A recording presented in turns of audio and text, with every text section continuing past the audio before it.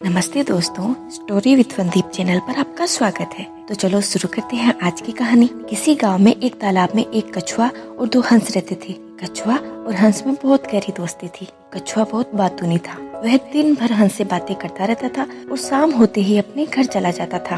एक बार बारिश के मौसम में बारिश नहीं हुई तो तालाब सूखने लगा। अब कछुए को ये चिंता सताने लगी कि गर्मी आते ही कहीं ये तालाब ना सूख जाए। उसने यह बात हंस से कही और कहा कि तुम लोग आसपास में कहीं देख के आओ कि कोई और भरा हुआ तालाब हो तो, ताकि हम सब वहाँ जाकर रह सकें। हंस ने एक पास के गांव में पानी से भरा हुआ तालाब देख लिया था।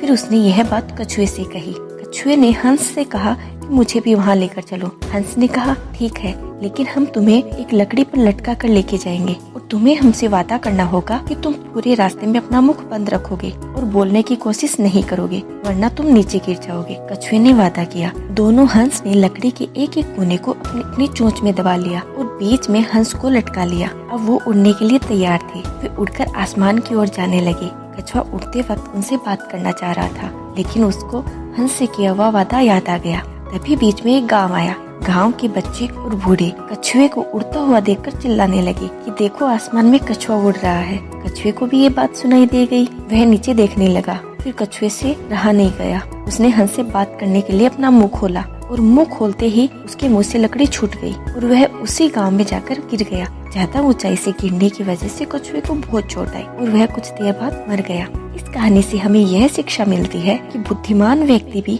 जब अपनी जुबान और चंचलता पर काबू नहीं रख पाता तो मूर्ख कछुए की तरह ही उसे भी भुगतना पड़ता है। उम्मीद करती हूँ आपको ये कहानी पसंद आई होगी। ऐसे ही कहानियों के लिए चैनल को सब्सक्राइब कीजिए। धन्यवाद।